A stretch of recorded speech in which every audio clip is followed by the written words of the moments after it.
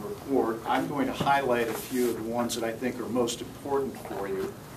And the first one, maybe the most important one in my mind, is to change the way we fund or how the money funnels to the local school districts for education. Now, I'm aware of the governor's proposal, and that will be debated in due time. But right now in Ohio, there's something called Count Week.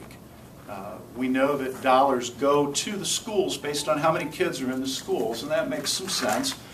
But we don't have attendance every day. That's not, the ODE does not base it on taking all the days over the course of a year, as you might expect. They count the kids one day, or 1 week rather, in October every year, and it's called Count Week.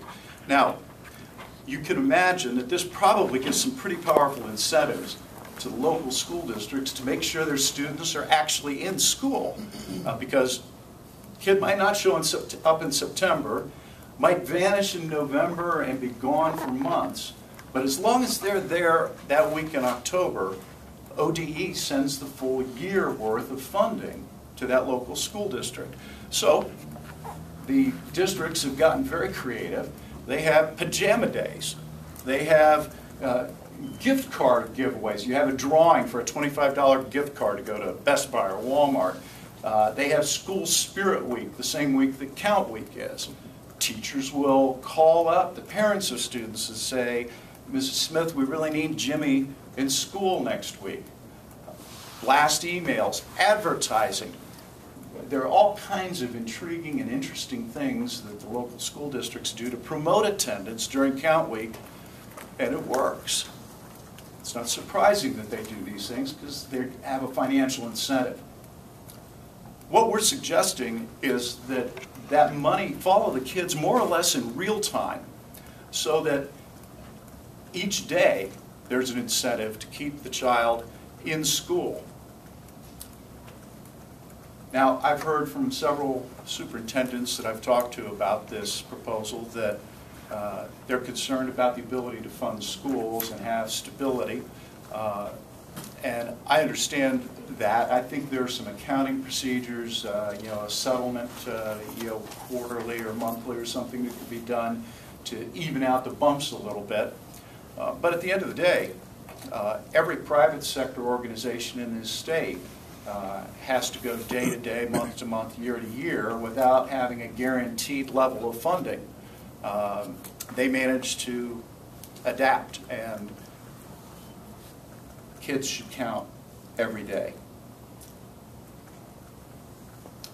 We need to increase the training that is done. There's virtually no training from the state level that's required on EMIS, which is the system where the attendance information is sent to the Ohio Department of Education. We also need better automation and security for the assessment testing. This is handled on a classroom building level now. It could be handled very easily over the internet. We could have a variety of things that are listed in your report that would improve the data integrity there. On page 40, you will see a variety of statistical tools, existing reports that ODE could use to monitor the use of different withdrawal codes in EMIS. And I'm going to not put you all to sleep by walking through those, but these are techniques that could be used right now or with very minimal changes to the existing system to look for areas where there are inaccuracies. And finally, a really interesting thing that we found, at the end of the year, the EMIS data has to be corroborated by the local district. That just makes sense. In one way, the original term scrubbing meant to clean your database, means to ensure data integrity, means to make sure that it's accurate. That's the best possible use of the word. And so there's a couple of steps toward the end of the school year where ODE sends back every week information about attendance, and local officials are supposed to review that and respond to ODE about inaccuracies and corrections that need to happen. And anytime you've got a large data set, you're going to have some corrections that need to be made. Unfortunately, the way that's transmitted, it also sends projected standings for your grade card. So the school districts know exactly how much they've got to change to be able to get up over the line to the next rating. We're suggesting, surprisingly, that that practice should cease and only the data that's being assessed and reviewed should be part of that submission.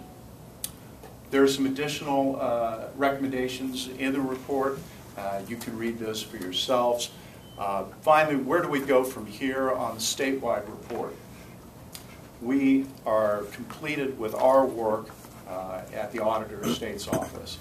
Today, this product was transmitted to the United States Department of Education, the Office of the Inspector General.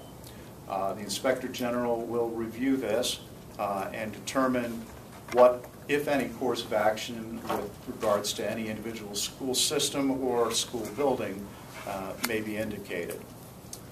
It's my understanding the IG will work with the United States attorneys for the Northern and Southern District. I've spoken with both those gentlemen. They also received hand-delivered copies of our report today, and we will see where they wish to take that, if anywhere. So with that,